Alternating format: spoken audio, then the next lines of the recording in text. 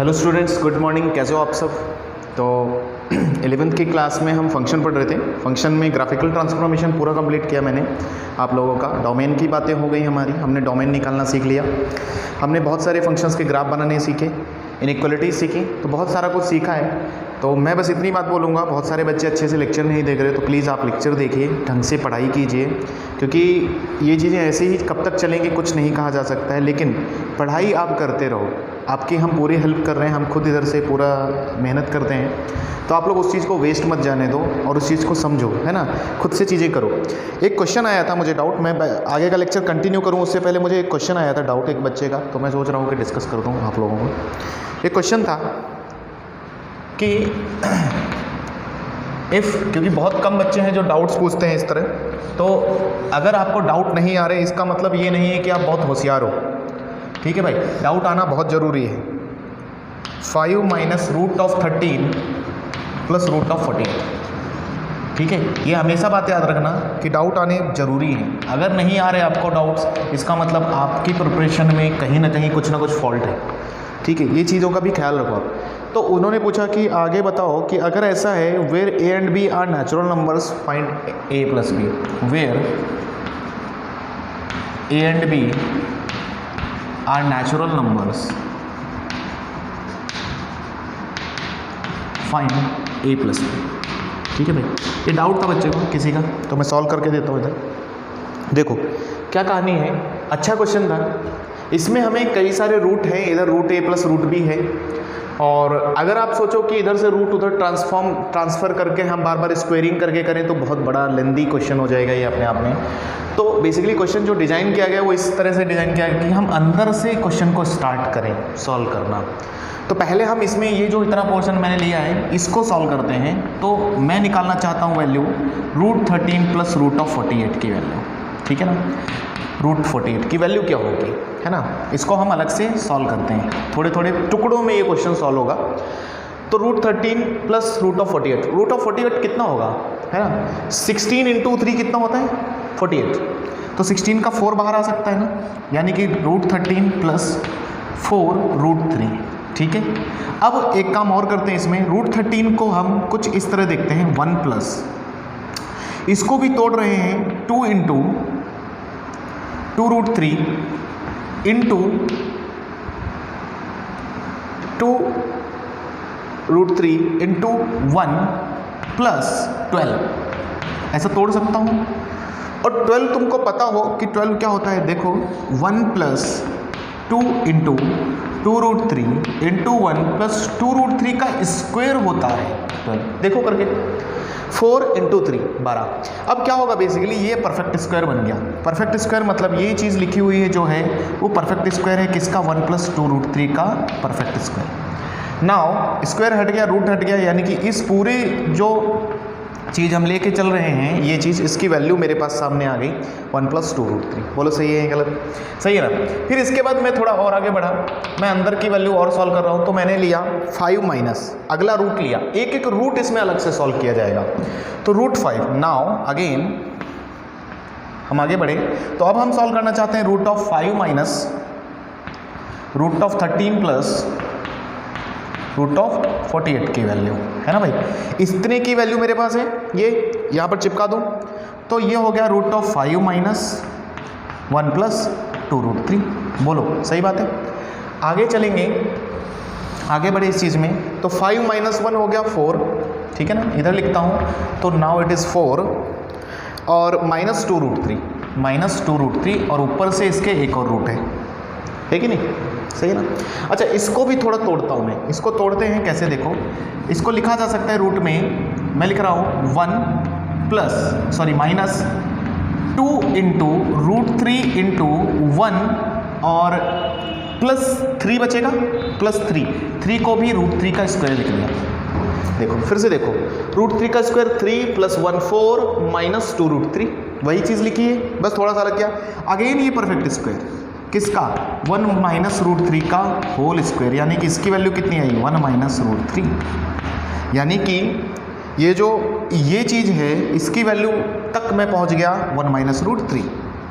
तो अब आगे हम क्या करेंगे, अब हम पूरा क्वेश्चन देखते हैं। नाउ अब हम पूरे की वैल्यू लेते हैं 2 प्लस 2 ब्रैकेट में √3 प्लस √5 माइनस √13 प्लस √48। ठीक है भाई, ये इज इक्वल टू कितना दिया है, √a प्लस √b, है ना, यही चीज़ तो है। अच्छा, अब आपके पास वैल्यू कितने की आ चुकी है, इतने की value, this is equivalent to कितना आ चुका है, आप निकाल चुके हो 1 माइनस √3, है ना भाई, ये चीज़ आप निकाल चुके हो। यानी कि इतने की जगह मैं 1 माइनस √3 पुट कर सकता हूँ, बोलो हाँ या ना। तो इसका मतलब क्या हो जाएगा, इसका मतलब देखते हैं, तो हो गया 2 टाइम्स √3, चुपचाप है, इसकी जगह प्लस प्लस प्लस का साइन वैसे, इस पूरे की जगह क्या रखने वाले हम, 1 माइनस √3 हमने निकाला, तो 1 माइनस √3, ठीक है ना, यहाँ तक आ गया, इधर √a plus √b। Now squaring, अब एक ही रूट है तो अब हम हैंडल कर सकते हैं। नाउ स्क्वेयरिंग, अब हम स्क्वेयरिंग कर देते हैं। स्क्वेयरिंग कर दिया तो 2 का स्क्वायर हो जाएगा 4, इधर स्क्वायर किया तो इसका रूट खुल गया, तो 3 + 1 4 माइनस √3 चमका। अच्छा, इधर इसका स्क्वायर किया तो इसका स्क्वायर दिखेगा ना आपको, तो √a का square a plus b plus 2 √a √b, बोलो सबको दिख रहा है ना इतना। अब यहाँ पर क्या होगा, ये हो जाएगा 16 minus 4 √3 minus 4 √3 is equal to a plus b plus 2 times √ab। अब याद रखना, कभी भी रेशनल के बराबर होता है, इसमें ये चीज़ रेशनल है और ये इरेशनल है, ये दोनों इरेशनल आदमी हैं। कभी भी इक्वल के आमने सामने अगर बैठे हों तो इरेशनल और रेशनल टर्म बराबर होगा और रेशनल। तो यहाँ से समझ में आया कि a plus b is equal to कितना होगा, 16 होगा, सही है कि नहीं। तो यहाँ से आंसर आया a plus b is equal to 16, ठीक है, a plus b is equal to 16, है ना, क्लियर है। तो ये क्वेश्चन इस तरह सॉल्व हुआ है, लिख लो एक बार, कॉपी कर लो। आगे बढ़ते हैं, हमारी चर्चा चल रही थी रेंज पर, है ना, रेंज पढ़ते हैं, आओ वापस। तो रेंज के दिन, कल के दिन हमने जो पिछले लेक्चर में बात कर ली थी, तो उसमें कुछ पॉइंट्स हमने बताए थे, तो वापस रिकॉल करते हैं फटाफट कि जैसे क्या क्या बातें इंपॉर्टेंट थी। रेंज इतनी बात तो समझ गए थे, range is value of y. Range क्या है, वैल्यू ऑफ वाई। डोमेन क्या होता था, वैल्यू ऑफ एक्स होता था। Range is the expansion of graph on y axis, मतलब वाई एक्सिस में कितना फैला हुआ है ग्राफ। रेंज का मतलब हाइट होता है, रेंज का मतलब आंसर होता है। आंसर मतलब क्यों, क्योंकि वाई एक्स जब इनपुट रखेंगे तो वाई कुछ ना कुछ वैल्यू देगा, वो हमारा आंसर भी होता है, तो आंसर ही भी रेंज होता है। Range basically minimum value of function से लगाकर मैक्सिमम वैल्यू ऑफ फंक्शन तक होती है। ये चीज़ें कल बताई हैं मैंने।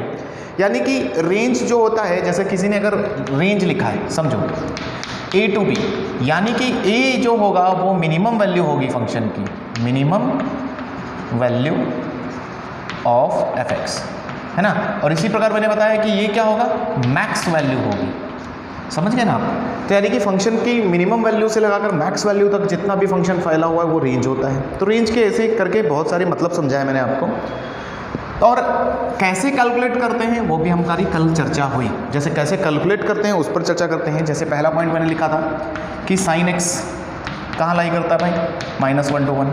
कॉस एक्स कहाँ लाई करता है भाई, -1 to 1।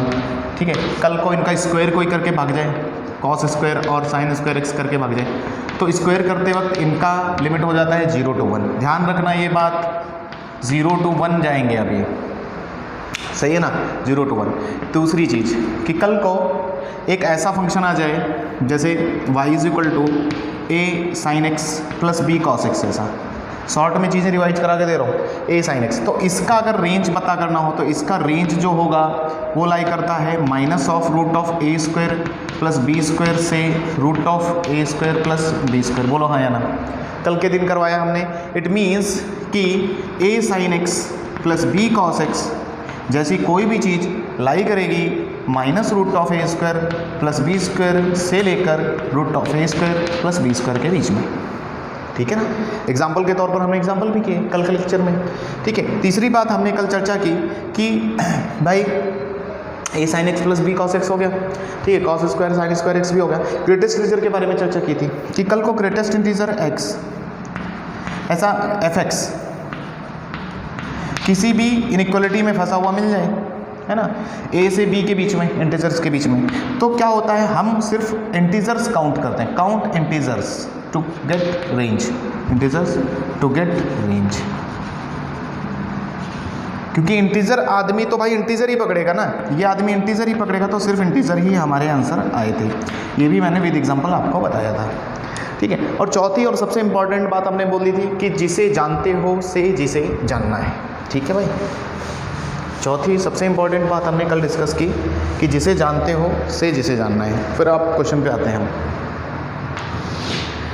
चौथी बात कि रेंज निकालते वक्त हम ख्याल रखते हैं कि अगर बड़ा फंक्शन हो तो उसे में हम देखेंगे कि हम किस फंक्शन का रेंज जानते हैं, जिसे जानते हो से जिसे जानना है। तो यहाँ तक हमारी कल बात हुई थी।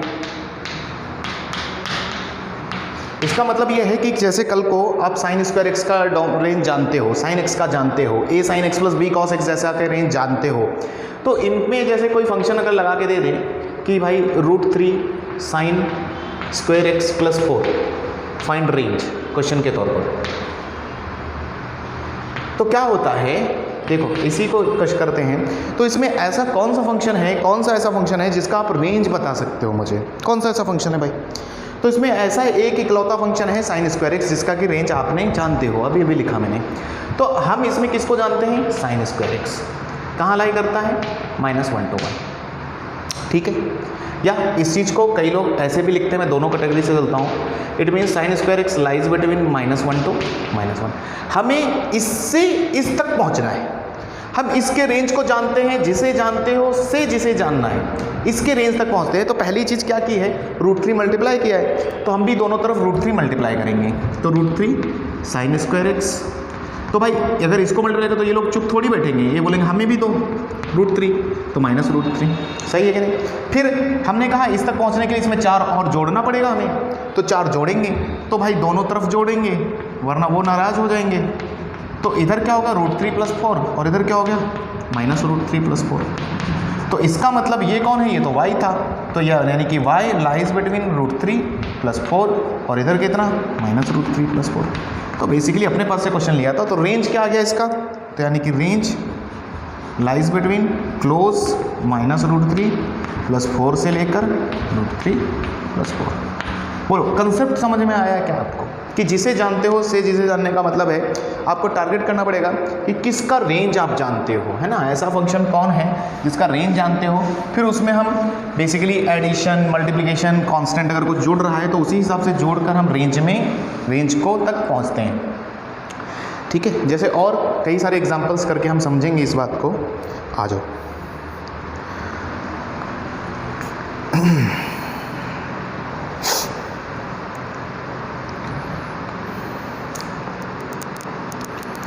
ठीक है, जैसे क्वेश्चन है हमारे पास, क्वेश्चन लिखते हैं range of y =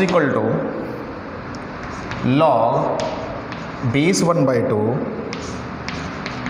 sin x minus cos x plus 3√2 upon √2, है ना भाई। इसका रेंज बताना है। अब ध्यान रखना पूरे क्वेश्चन में, बहुत अच्छे से जाना है, बेहतरीन क्वेश्चन, ठीक है ना। सम कंसेप्ट को एक्सप्लेन करने के लिए शानदार एकदम, ठीक है। चलो बिठा दो ये, हाँ भाई। तो इस पूरे क्वेश्चन में मुझे कितने लोग बता सकते हैं कि हम किसका रेंज जानते हैं, कौन सा ऐसा लाइन है जिसका हम रेंज जानते हैं, कौन है? तो देखो मैं यही बात बोलूँगा कि देखो साइन और कॉस एक साथ आए तो उसका रेंज हम जानते हैं, a sin x plus cos b cos x से हम उसका रेंज जानते हैं, -√a² + b² से √a² + b²। तो इसमें इसका मतलब किसका रेंज जानते हो, इसका रेंज हम जानते हैं, इसका रेंज हमें पता है, तो बस काम हो गया ना। तो वेरिएबल देखो, अगर ध्यान से देखो इस पूरी कहानी में वेरिएबल है किसके पास, इन दोनों के ही पास वेरिएबल है। अगर उनका रेंज आपको पता है तो बस कांस्टेंट ऐड करना है, डिवाइड करना है और लॉग लगाना है। अब कैसे करते हैं उस ध्यान से मेरे साथ रहो। तो sin x minus cos x का रेंज कैसे निकालेंगे, आपको मुझे बार बार पता नहीं क्यों बताना पड़ता है कि देखो भाई मैंने आपको बताया है कि a sin x plus b cos x जैसे का रेंज कैसा होता है, root of a square plus b square से इधर इधर क्या होता है minus root of a square plus से, इसके बीच में ऐसा रहता है। तो आप मुझे खुद ही बताओ कि ये कितने के बीच में रहेगा इधर। आज ए की जगह कौन है 1 है, बी की जगह -1 है, तो ए स्क्वायर कितना वो भी 1, बी स्क्वायर कितना वो भी 1, और रूट लगा दोगे तो √2 आएगा क्या, तो -√2 और √2 लिख दूँ तो कोई गलत बात तो नहीं कर दी मैंने। फिर उसके बाद यहाँ तक मुझे पहुँचना है तो उसके लिए मुझे पहले इसमें +3√2 जोड़ना पड़ेगा। जिसे जानते हो से जिसे जानना है की तरफ बढ़ते हैं हम, है ना। तो sin x minus cos x plus में इसमें 3√2 मैंने जोड़ा। अब अगर इसमें जोड़ा है तो इन लोगों को भी देना पड़ेगा, तो +3√2 करेंगे तो कितना हो गया बोल दो 4√2। अच्छा इधर की तरफ प्लस का 3√2 इधर मिला तो इधर कितना 2√2। अब और बड़े आगे, अब क्या करना है √2 डिवाइड करना है, तो √2 दोनों तरफ इसको डिवाइड करते हैं पहले, तो sin x minus cos x plus 3√2 divide by √2।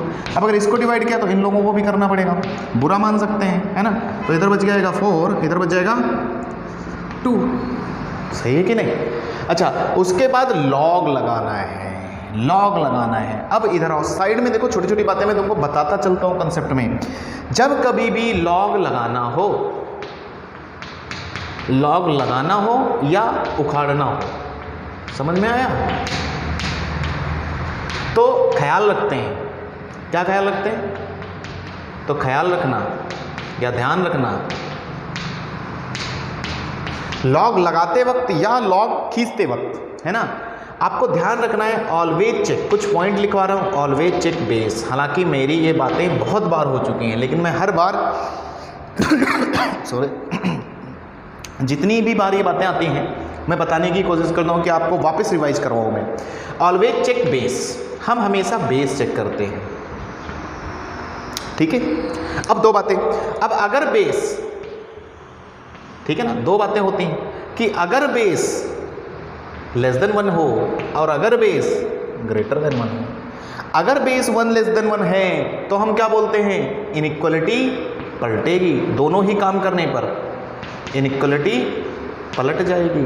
Hindi में लिखो और हिंदी में ही समझो, इनइक्वालिटी पलट जाएगी। अगर बेस ग्रेटर देन हुआ तो इनइक्वालिटी नहीं पलटती थी, याद आया, नहीं पलटेगी, रिमेन सेम। इसका मतलब रिमेन सेम, रिमेन सेम। हाँ भाई बात समझ में आई क्या। तो ये इतनी कहानी बैकग्राउंड में आपको लॉग के बारे में पता होनी चाहिए कि लॉग जब भी इनइक्वालिटी में हिस्सा लेता है तो चाहे वो लॉग लगाना हो या लॉग उखाड़ना हो, तो हम उसके बेस पर हमेशा नज़र कर डालते हैं, है ना भाई। बेस पर नज़र डालते हैं। अगर हमें बेस पता चल जाए कि 1 से छोटा है ना, अगर पता चल जाए कि बेस लेस देन 1 तो हम क्या करते हैं, तो हम बोलते हैं इनइक्वालिटी, आज तो इनइक्वालिटी चेंज होगी। अगर भी हमें लॉग लगाने वाले हैं तो फिर लॉग लगाते हैं। तो लॉग लगाया हमने, base 1/2 sin x minus cos x plus 3√2 upon √2, है ना भाई। तो इधर और इधर जैसे ही बेस लगाना है तो ना इनइक्वालिटी पलटेगी, इधर और इधर, तब इनको बेस मिलेगा। Yes now it is correct. 4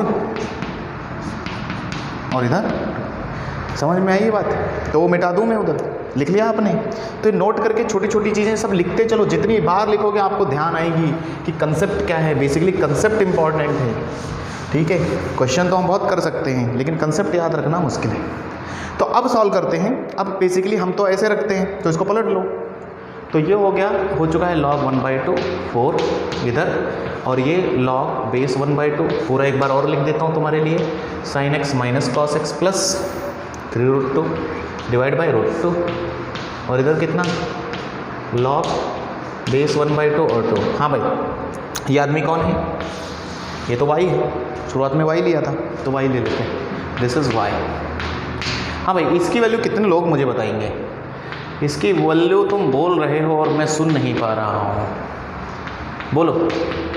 हाँ भाई, अरे इसकी वैल्यू याद आई, ये आगे 2 और ये आदमी -1, तो -2 लिख दूँ, बोलो बुरा तो नहीं मानोगे। और इसकी वैल्यू -1, यानी कि रेंज क्या आया निकल के, यही तो रेंज होता है वैल्यू ऑफ y, तो रेंज निकल के आया कहाँ से, -2 to -1 इज द आंसर। बोलो क्लियर है क्या, समझ में आया? अब तो आपका कंसेप्ट क्लियर होगा कि जिसे जानते हो उसे जिसे जानना का मतलब क्या है, कि हम बस उसमें मॉडिफिकेशन करते हुए हम हमारे आंसर तक फाइनली पहुंचते हैं। ठीक है, जैसे और आगे चलते हैं, देखते हैं कुछ बढ़िया क्वेश्चन मिल जाए। ठीक है, आओ एक और बेहतरीन क्वेश्चन और हम सीखेंगे थोड़ा सा, मिटाता हूँ, है ना। अगला question,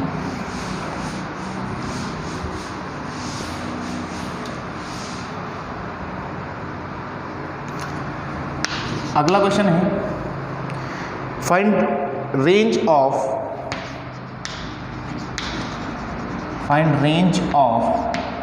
y is equal to log, और बेस इसका दिया नहीं। जब भी बेस नहीं देते तो हम क्या सोचते हैं, बेस कितना रहा होगा भाई, 10 या फिर ln लिखते हैं तो e, और वरना तो 10। इसका बेस दिया है √2, अंदर लिखा है 16 sin स्क्वायर x + 1, ये है। तो देखने में इन क्वेश्चंस की फ़ोटो अच्छी नहीं लगती क्या? इसकी फ़ोटो अच्छी लग रही है क्या आपको?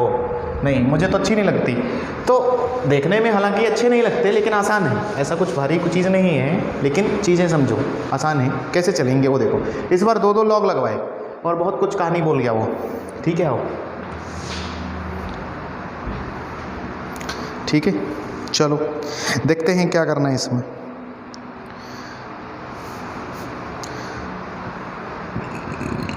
हाँ, तो इतनी बात पूछूंगा बस आपसे कि किसे जानते हो आप इसमें।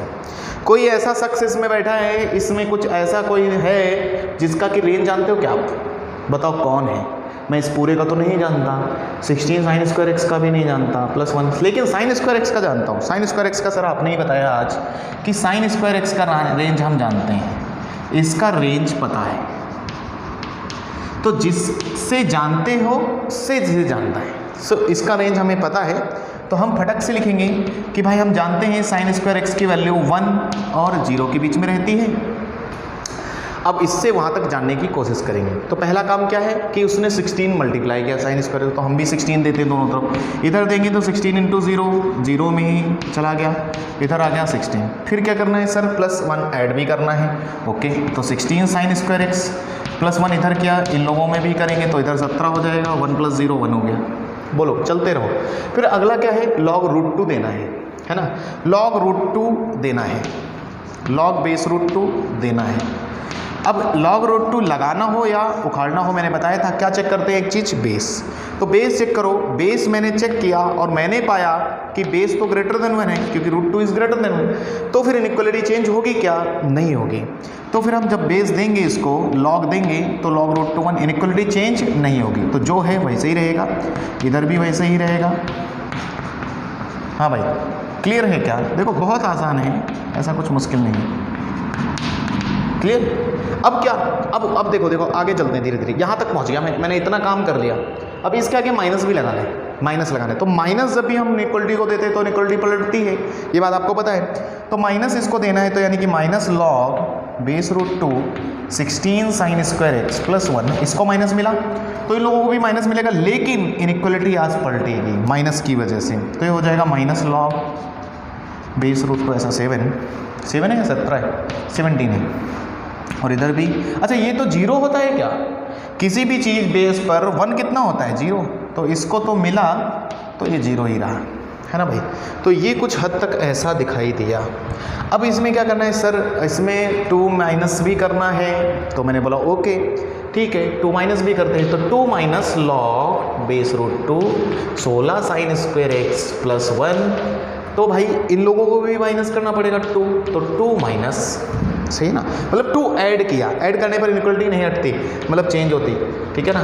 तो ऐसा ही रहा, और इधर 2 ऐड किया तो इधर कितना हो जाएगा, 2 हो जाएगा। तो इधर, अच्छा इधर की इनइक्वालिटी मुझे अच्छी नहीं लगती, तो मैं ऐसे पलट के लिख दूँ, ठीक है पलट के लिख देते। तो ये हो चुका है मेरी नज़रों में 2 माइनस log बेस √2 17 ≤ ये पूरा 2 minus log base √2 16 sin square x +1, इधर कितना 2। अब इसके आगे लास्ट वाला लॉग लगाना है। अब बहुत इंपॉर्टेंट चीज़, कान खोल के सुनो, कभी भी किसी भी चीज़ पर लॉग लगाते हैं तो हम उसकी वैल्यू चेक करते हैं। देखो इसके ऊपर तो मैं लॉग लगा दूंगा, कोई दिक्कत नहीं, मैं लॉग लगाने वाला हूँ, लेकिन लॉग लगाएंगे तो इधर भी लगाना पड़ेगा, इधर भी लगाना पड़ेगा। बोलो हाँ या ना। इधर लॉग लगाते वक्त मुझे दिक्कत नहीं हुई क्योंकि दोनों आदमी पॉजिटिव थे, नहीं समझे। इधर जब मैंने लॉग लगाया तो इसको तो लॉग लगाया लेकिन इनको भी लॉग मिला, लेकिन ये दोनों पॉजिटिव थे, इन्होंने लॉग को कोई तकलीफ नहीं होने दी। लेकिन इधर मुझे डाउट आ रहा है, बस थोड़ा सा डाउट है मेरा कि कहीं ये आदमी, क्योंकि इसकी वैल्यू नहीं पता, मुझे डाउट आ रहा है कि लॉग इसको एक्सेप्ट करेगा या नहीं। देखो भाई, लॉग हर किसी को एक्सेप्ट नहीं करता ना, ये बात तो तुम जानते हो। बोलो हाँ या ना। इसको तो कर लेगा, ये तो पॉजिटिव है, लेकिन इस पर मुझे डाउट है कि इसको एक्सेप्ट करेगा क्या नहीं। तो मैं एक काम किया, मैंने क्या किया, मैंने बोला सोलो थोड़ा साइड में काम करते हैं, चेक करते हैं। 2 माइनस लॉग बेस रूट 2 और 17 की वैल्यू, अप्रॉक्सीमेट वैल्यू निकालने की कोशिश करते हैं। बोलो, तो 17 की जगह मैंने 16 फील किया, 16।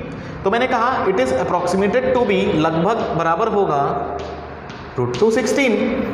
फिर मैंने 16 को रूट 2 के चरणों में देखा, मतलब रूट 2 की डिग्री में देखा। तो इसको लिखा जा सकता है, क्योंकि 2 की पावर 4 होता है तो ये रूट 2 की पावर 8 लिखा जा सकता है। बोलो हाँ या ना। रूट 2 की पावर 8 करना, 16 आएगा, करके देखो। नहीं समझे? तो फिर समझ में आया कि सर फिर ये होगा रूट 2 की पावर 8 अगर लिखा जा सके तो 8 तो आगे कूद के आएगा और बेस रूट 2 फिर 1 हो जाएगा। तो 2 माइनस 8 अप्रॉक्सीमेटेड टू भी लगभग निगेटिव आ गया सर।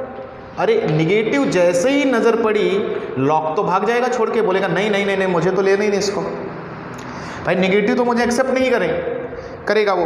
तो फिर अब क्या करें, आप फंसे यहाँ पर। ये चीज़ बहुत इंपॉर्टेंट थी इस क्वेश्चन के अंदर कि बच्चे क्या गड़बड़ करते हैं, यही कि उनको समझ नहीं आता, वो डायरेक्ट लॉग दे देते हैं। वेरी इंपॉर्टेंट चीज़ जो अभी यहाँ पर बताई कि लॉग कभी भी आप देते हो जब किसी भी फंक्शन को, तो एक और बात समझना कि उसकी वैल्यू देख रहा कि लॉग जिसको आप लगा रहे हो कहीं वो निगेटिव तो नहीं है, सही है ना।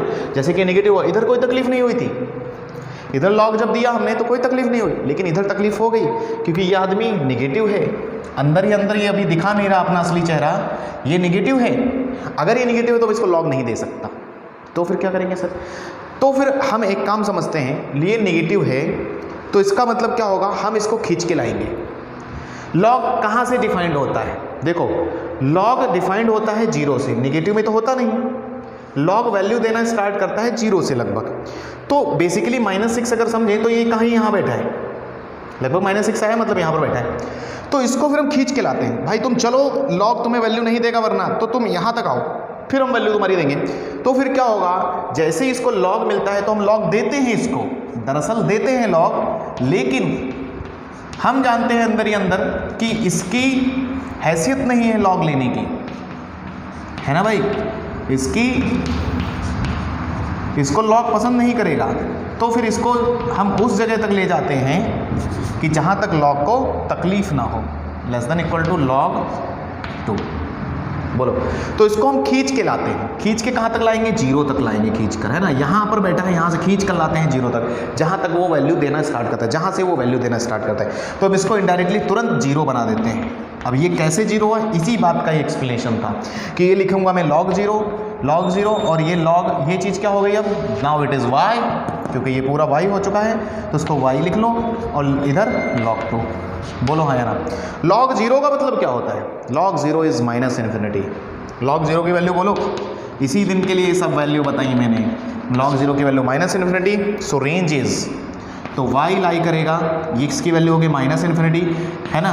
तो y lies -∞ to -∞, open to log 2 close. This is the answer. बोलो कितने लोगों को समझ में आई कहानी। तो पूरी कहानी एक्सप्लेन की है, फिर से बोलता हूँ एक बार को, जब भी लॉग लगाना हो तो हम उसको जिस किसी को भी लॉग पहना रहे हैं हम, तो उसको हम देखते हैं कि भाई वो लॉग लेने के लायक है या नहीं, क्योंकि लॉग को निगेटिव आदमी नहीं पसंद है। तो मुझे इस पर ही डाउट आ रहा था कि कहीं ये निगेटिव ना हो जाए, क्योंकि ये एक्चुअल अपने असली रूप में नहीं है। तो मैंने चेक किया और मैंने पाया कि ये निगेटिव है। तो फिर क्या हुआ, लॉग लेगा ये, लेकिन इस वैल्यू पर लॉग नहीं देगा। ये जिस वैल्यू से लॉग देना स्टार्ट करता है, लॉग निगेटिव पर नहीं देता, लॉग 0 से स्टार्ट होता है। तो उसको खींच के लाते हैं हम जहाँ से वो वैल्यू देता है। तो 0 तक खींच के लाए, 0 से फिर लिया हमने log 0 टू log 2, और log 0 की असलियत वैल्यू -∞, तो आंसर क्या है -∞2। क्लियर है? ये सही क्वेश्चन, ठीक है। चलो कुछ और इसी तरह हम क्वेश्चन करते रहेंगे ताकि आपका रेंज के बारे में और आइडिया अच्छे से बैठ जाए, ठीक है। चलो मिटाता हूँ, फटाफट चलते हैं आगे। तो समझ में आई ये बात, ठीक है। कोई दिक्कत नहीं रहनी चाहिए, इसलिए पूरा एक्सप्लेन कर रहा हूँ मैं, है ना। आगे बढ़ते हैं, ठीक है। आगे बढ़ते हैं। एक छोटी सी बात कि जैसे 4 पॉइंट हो गए थे, 5वां पॉइंट लिख लो। ग्रेटेस्ट इंटीजर x अगर क्वेश्चन में दिखाई दे, अगर क्वेश्चन में आए और रेंज पूछें, और रेंज पूछा जाए, रेंज पूछा जाए आपसे, ठीक है, तो ग्रेटेस्ट इंटीजर x को n पुकारें, नहीं उसको उसके नाम से पुकारो फिर, क्योंकि ग्रेटेस्ट इंटीजर x क्या होता है, n होता है। ये बात मैंने पीछे बताई थी। n पुकारे तब आपका असली आंसर आएगा। जैसे कि क्वेश्चन है, ठीक है ना, पॉइंट वाइज चल रहे हम, छोटी छोटी बातें रेंज के बारे में बताता जा रहा हूँ। जैसे किसी ने आपको पूछा कि y = sine of greatest integer of x pi, तो r ऑफ f बताओ। अगला क्वेश्चन में किसी ने पूछा y = cos of greatest integer x पाई, तब रेंज बताओ, ठीक है ना। दोनों क्वेश्चन इस तरह 10 का भी बन सकता है, और भी बहुत क्वेश्चन बन सकते हैं। तो क्या कह रहा है कि ग्रेटेस्ट इंटीजर, आपको भी पता है किसी भी चीज़ पर x पर इंटीजर लगे तो हमेशा n देगा। n का मतलब कौन है, इंटीजर। n का मतलब क्या है, n मतलब इंटीजर, है ना। आउटपुट क्या मिलता है हमें, इंटीजर ही तो मिलता है ना भाई। तो इसका मतलब इसको n पुकारे, मतलब हम अपनी भाषा में इसको n बुला लें, तो n पाई लिख सकता हूँ। और आपको कहीं ना कहीं किसी न किसी दिन किसी ने बताया होगा कि साइन n पाई 0 होता है, तो y = 0। तो इसका मतलब इसका रेंज जो आया भाई, वो सिर्फ एक ही पॉइंट आया 0, ये 0 पर ही रहेगा आंसर। बोलो क्लियर। अगला y = फिर से दिखाई दिया तो इसको n पुकारे, तो कॉस ऑफ n पाई नजर आए। फिर किसी न किसी दिन आपको किसी ने बोला होगा कि कॉस ऑफ n पाई मिले तो उसकी वैल्यू ऐसी होती है -1 की पावर n, तो ये रेंज हो गया। तो यही रेंज हो जाता है। तो बेसिकली रेंज क्या होगा, n इवन ऑड पर डिपेंड करेगा। जब n इवन होगा तो आपका 1 आएगा, ऑड होगा तो -1 आएगा। तो रेंज के नाम पर 2 ही लोग लगेंगे, एक कौन कौन, एक -1 और एक 1। 2 ही आंसर पॉसिबल हैं, तो जो आंसर होता है वही हमारा रेंज होता है। क्लियर है? छोटे छोटे क्वेश्चन, कंसेप्चुअल टाइप। आगे पढ़ते हैं।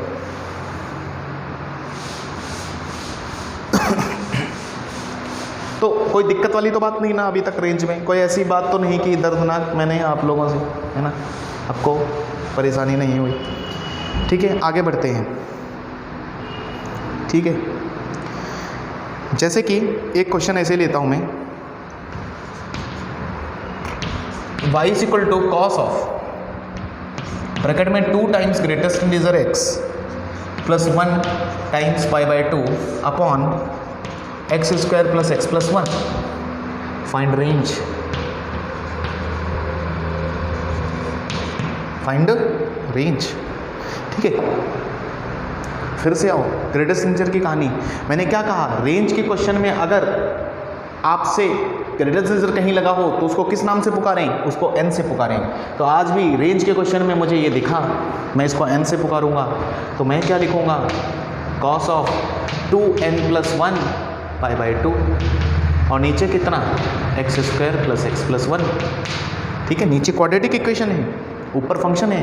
तो आपको याद आएगा कि सर ये तो ऑड π/2 है, ऑड π/2s, ऑड π/2 है, वो भी कॉस को ऑड π/2 मिलते हैं तो कितना होता है, कॉस ऑफ π/2 कितना 0, अरे अरे अरे इतना टाइम लगा आपको बोलने में, 0।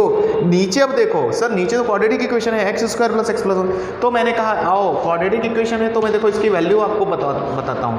x² + x + 1 का a चेक कर लो फटाफट a चेक किया, a कितना पाया आपने, > 0। d चेक कर लो, d चेक करो तो निगेटिव आएगा, देखो देखो देखो देखो, b² - 4ac, तो b² कितना 1² - 4, d कैसा आया नेगेटिव। जिस दिन किसी भी क्वाड्रेटिक इक्वेशन का a > 0 और d < 0 आता है, आप क्या बोल देते हो कि पूरी की पूरी क्वाड्रेटिक इक्वेशन ग्रेटर देन 0 है, मतलब पॉजिटिव है। तो इसका मतलब यहाँ जो आदमी बैठा है वो पॉजिटिव है, तो 0 अपॉन पॉजिटिव नंबर यानी 0, तो रेंज इज 0।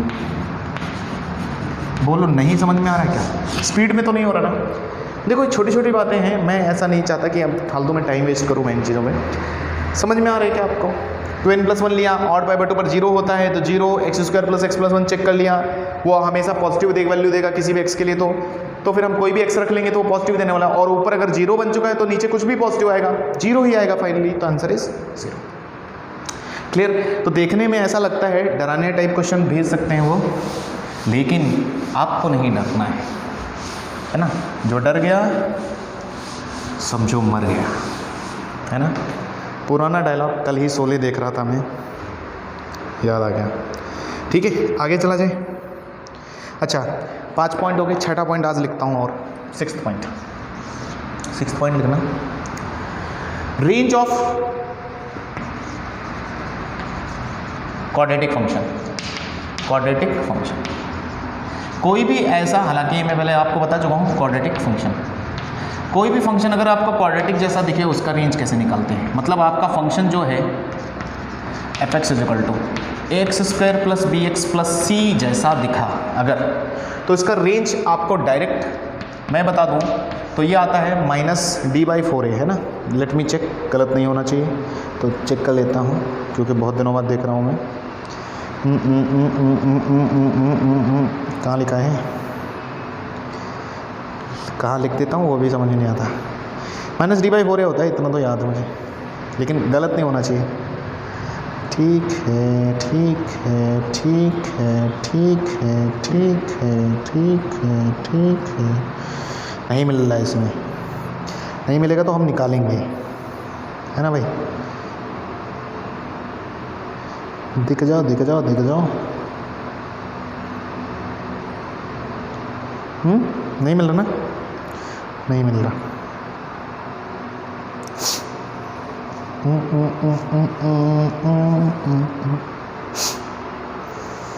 हाँ b² - 4ac minus d/4a to infinity, सही है, सही बोल रहा था मैं, -d/4a टू इन्फिनिटी इसका रेंज होता है, हमेशा याद रख लेना। कहाँ से आया मैं प्रूफ भी दे सकता हूँ, लेकिन ज़रूरत नहीं है मुझे इतना, हमेशा याद रखना। वैसे भी ऐसे ही बता देता हूँ कि ये जो होती है इसकी मिनिमम वैल्यू होती है, मिनिमम वैल्यू फॉर a > 0, क्योंकि a > 0 होगा तो कर्व कैसा बनता है, अपवर्ड, है ना भाई। मतलब ये है कि क्वाड्रेटिक फंक्शन देखो आपका ऐसा हुआ करता था, ठीक है, मान लेते हैं ऐसा कुछ है, तो ये यहाँ पर इसकी मिनिमम वैल्यू है, ठीक है।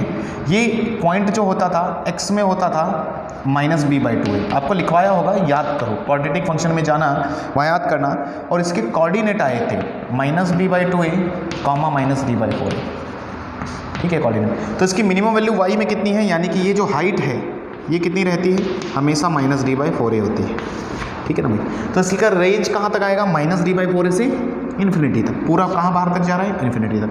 तो ये आप याद रखना -d/4a टू इन्फिनिटी, और जबकि d की वैल्यू क्या है, अभी ऐसा मत बोलो कि d की वैल्यू बतानी पड़े मुझे, d = b² - 4ac, ठीक है ना भाई। तो ये आप ध्यान रखना कि कैसे आया, मतलब ये -d/4a टू इन्फिनिटी, ये मुझे बताने की ज़रूरत है कैसे आया, ठीक है। बाद में बताएंगे, क्वाड्रेटिक फंक्शन पढ़ाऊंगा, क्वाड्रेटिक इक्वेशन इन डिटेल में पढ़ाना भी बाकी है, पढ़ाऊंगा मैं, तो तब बता देंगे। तो फिलहाल याद रख लो कि कभी भी f(x) = ax² + bx + c type का हो तो उसका आप रेंज मुझे बता दोगे, ठीक है ना, रेंज, ठीक है। आओ देख, जैसे एग्जाम्पल के तौर पर, एग्जाम्पल भी ज़रूरी है, किसी ने लिख दिया y = x² + x + 1, चलो इसी का कोई रेंज जानने की कोशिश कर रहा है कि इसका रेंज बता दो सर, तो मैंने कहा ठीक है, कोई बड़ी बात नहीं है रेंज बताना। तो मैंने उसको बोला तुरंत भाई डी निकाल के ले आओ मेरे लिए। तो डी लेने गया वो, तो डी क्या होगा, बी स्क्वायर माइनस 4ac है ना, बी स्क्वायर मतलब 1 स्क्वायर माइनस 4 इंटू 1 कितना आया भाई, है ना, हर किसी को दिखा -3। फिर मैंने बोला रेंज इसका होता है -d/4a टू इन्फिनिटी, ठीक है, -d/4a टू इन्फिनिटी। तो फिर क्या आया रेंज, -d, d की वैल्यू आपके पास है तो माइनस माइनस प्लस हो गया तो 3 हो गया, 4a, के नाम पर कौन है 1, तो 3/4 टू इन्फिनिटी। तो अब वही बात आई, देखो x square plus x plus 1 3/4 से इन्फिनिटी, क्या इधर पॉजिटिव लोग ही आ रहे हैं, यानी कि इसकी वैल्यू कभी नेगेटिव हो ही नहीं सकती, पॉजिटिव आएगी। अगर किसी को दूसरे तरीके से भी जानना है कि सर आपने कैसे निकाला इसका रेंज, तो रेंज का एक dy/dx मेथड भी बताऊंगा मैं, रेंज बाई dy/dx। तो हालांकि रेंज का dy/dx भी बताऊंगा मैं मेथड, तो आगे चलकर आप देखोगे उससे भी निकलता है। उसे कैसे निकलता है, उसे हम क्या करते हैं dy/dx मार देते हैं। मैंने जिसको भी dy/dx क्या है अब ये नहीं पता तो डिफरेंशिएशन में जाए, बेसिक मैथमेटिक्स के फोल्डर में, वहाँ डिफरेंशिएशन के लेक्चर हैं, वहाँ पर मैंने dy/dx निकालना सिखाया है, ठीक है। तो dy/dx आपने देखा नहीं होगा, तो dy/dx निकालेंगे तो एक्स स्क्वायर का हो जाता है 2x और इसका हो जाता है 1, ठीक है। फिर हम उसमें dy/dx को क्या करते हैं, ये अगला मेथड है कि dy/dx जो भी आए उसको 0 रखो, उसको 0 रखेंगे हम। आगे चलकर आपको समझ में आया कि मैक्सिमा मिनिमा फाइंड कर रहे हैं हम, x इक्वल टू -1/2। अब इस -1/2 को उठा के वैल्यू में रख दो तो आपको वैल्यू प्राप्त हो जाएगी। तो y equal to x square plus x plus 1 में पुट कर दो x इज इक्वल टू -1/2, क्योंकि इस वैल्यू के लिए जब भी हम किसी भी dy/dx को 0 करते हैं, उस वैल्यू के लिए dy/dx 0 करने का मतलब समझे, उसका स्लोप 0, देखो ये स्लोप 0 है, इसका रीजन यहाँ पर है, dy/dx 0 जब भी रखते हैं तो उसका स्लोप 0, इट मीन्स मिनिमम या मैक्सिमम वैल्यू। ये बातें बाद में लिंक होगी, कोई दिक्कत वाली बात नहीं। दूसरा तरीका सिखा रहा हूँ, वरना तो आप याद रख लो, फॉर्मूला याद करो, कोई दिक्कत नहीं, आपका काम चलेगा। तो -1/2 अगर इसमें रख दें तो हमारी y की वैल्यू देखो कितनी आएगी, -1/2 का स्क्वायर -1/2 प्लस 1, आओ -1/2 का स्क्वायर 1/4 -1/2 और प्लस 1, हाँ भाई 1/4 -1/2 तो माइनस का 1/4 बचा, क्या आधे से और आधा गया तो -1/4, ठीक है ना, यानी कि 1 -1/4 और इसको सॉल्व किया तो कितना आया, देखो चमका 3/4 अगेन, तो 3/4 से इन्फिनिटी, ठीक है। वरना तो आप फॉर्मूला याद रखो, प्रूफ्ड फॉर्मूला है, आपको आंसर सही देगा। यानी कि कोई भी क्वाड्रेटिक फंक्शन है उसका रेंज निकालना हो तो डायरेक्ट रेंज का फॉर्मूला आपके पास है, -d/4a से लगाकर कहाँ तक, इन्फिनिटी तक। समझ गए, क्लियर। आगे बढ़ें तो कुछ क्वेश्चन कर लें इस पर बेस्ड, आओ।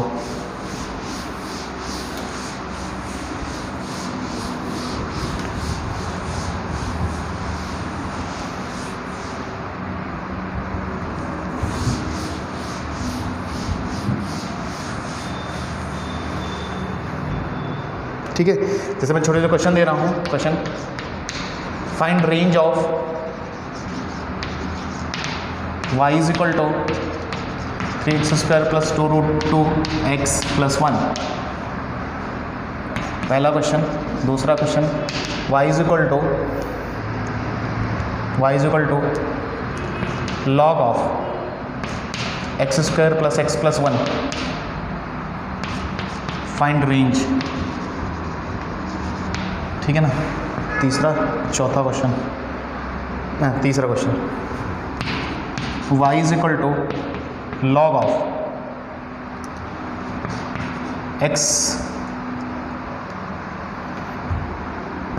x² plus 4x plus 4 plus √3, find range,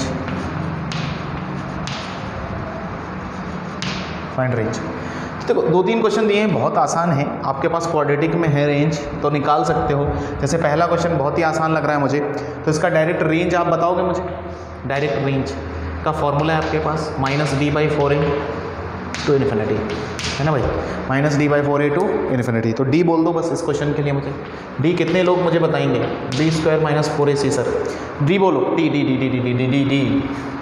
तो b का कितना 2√2 स्क्वायर -4 इंटू a बोलो 3 इंटू 1, हाँ तो भाई 2√2 का स्क्वायर 8 है ना भाई, 8 माइनस 12, डी कैसा है, नेगेटिव आया, तो कितना है नेगेटिव में, -4। तो वैल्यू क्या होगी, रेंज क्या हो जाएगा, रेंज फॉर्मूले से निकाल रहे हैं हम, -d मतलब -4 तो +4 divide by 4 into 3 4a to infinity. तो आंसर क्या आया, 1/3 to infinity, again positive function. ठीक है, आगे कर पाओगे, बोलो हाँ या ना, कर लोगे, ट्राई करना, हो जाएगा, या इसको थोड़ा आसान कर लो, मैं चेंज कर देता हूँ। चलो जो ये निकालोगे यहीं से हो जाएगा आपका, +1 कर लो अभी। ठीक है, चलो चलो इसका निकाल के दे दूँ क्या। तो इसमें किसे जानते हो, इसका रेंज जानते हो, रेंज जानते हैं, देखो कैसे करेंगे, हिंट दे रहा हूँ, रेंज जानते हैं। कौन सी रेंज होती है, -d/4a टू इन्फिनिटी, याद आया। दिस फंक्शन लाइज, देखो इधर साइड में देख लो फटाफट क्वेश्चन, क्या करोगे आप, इसमें किसको जानते हो, x² x+1 lies between -d/4a to infinity. देखो खटाखट होना चाहिए question, -4a to infinity. -d/4a की वैल्यू आपने पिछले क्वेश्चन में इसी फंक्शन के लिए निकाला, कितना आया था, -3 आया था, क्या -3/a की वैल्यू 4, -3/4a टू इन्फिनिटी आया था। अब इसको क्या पहनाना है मुझे, लॉग पहनाना है ना, बेस चेक करो, लॉग नहीं दिया तो बेस ग्रेटर देन 0 ही होगा, जो 1 होगा। तो लॉग जिस दिन इसको दिया तो इन लोगों को भी, सब लोगों को लॉग मिलेगा। इधर लॉग दिया, चलो अगले स्टेप में देते हैं, इधर लॉग दिया तो इन लोगों को भी लॉग मिलेगा। तो ये लो, ये कितना हो गया, log of 3/4 to log of infinity, log infinity होता है, तो ये क्या रहेगा इन्फिनिटी, और इधर कितना log of 3/4 as it is, log of 3/4। तो रेंज आ गया यही, ये कौन है y, तो रेंज क्या आ गया, log ऑफ 3/4 इन्फिनिटी। अगले स्टेप में क्या करना है, इसका रेंज अब पता कर लिया, इसका रेंज पता कर लिया, इसका कहाँ से रेंज आ रहा है अभी निकाला, log ऑफ 3/4 टू इन्फिनिटी ना, देखो तीनों क्वेश्चन हो गए। अब इसमें √3 ऐड कर देना बस, इन्फिनिटी में कुछ भी छोटा मोटा ऐड होता है तो इन्फिनिटी ही रहता है, तो टेंशन लेने की जरूरत नहीं। तो यानी कि इस क्वेश्चन के लिए पूरे के लिए y अगर मैं लिखूँ तो y लाइज, इसमें √3 ऐड होगा, इसमें भी √3 ऐड होगा। तो आप समझ गए क्या बात, जो मैं बात बोलना चाहता हूँ। तो रेंज आएगा √3 log of 3/4 to infinity, answer तीसरे वाले का। तो सारे क्वेश्चन कर दिए मैंने। तो आपको क्या समझ में आया आज के लेक्चर से, आज के लेक्चर से एक चीज़ बात समझ में आई कि रेंज निकालते वक्त सबसे बड़ी चीज़ जो ख्याल रखनी है वो किसका रेंज आपको पता है ना भाई। साइन हो सकता है, साइन कॉस दोनों हो सकते हैं मिलाकर, cos square x sign square x हो सकता है, क्वाड्रेटिक फंक्शन होता है, क्वाड्रेटिक फंक्शन का भी रेंज आप जानते हो, उसका फॉर्मूला मैंने दे दिया आपको, तो कोई दिक्कत नहीं होनी चाहिए। तो यहाँ तक आज कंप्लीट करो क्वेश्चंस, और हम करेंगे रेंज के, असाइनमेंट भी भेज दूंगा मैं रेंज का, जब भी आप इधर आओगे तो रेंज के भी असाइनमेंट मिल जाएंगे आपको, डोमेन के भी मिल जाएंगे। बहुत सारे क्वेश्चंस हैं मेरे पास डोमेन के, 40-45 क्वेश्चन हैं, और रेंज पर भी भेज लें, तो वो क्वेश्चंस हम करेंगे। अच्छे अच्छे क्वेश्चंस हैं लेवल के, है ना, इवन एडवांस लेवल क्वेश्चंस, ठीक है ना, on based on range and domain. ये तरीके आप ध्यान रखो, और -d/4a टू इन्फिनिटी ऐसा नहीं कि इधर ही याद करो, ये आपको थ्रू आउट आपको क्वाड्रेटिक में भी यूज होगा, वहीं से आया ये। तो ये सारी कंसेप्ट्स लिंक्ड होती हैं। आप पूरी अच्छी तरीके से बस एक काम करो, नोट्स बनाओ, चीज़ों को समझो क्यों हो रहा है, कैसे हो रहा है, बस इतना। मैथ्स बहुत आसान सब्जेक्ट है, कोई परेशान होने वाली बात नहीं, ठीक है। मिलते हैं अगले लेक्चर में, धन्यवाद।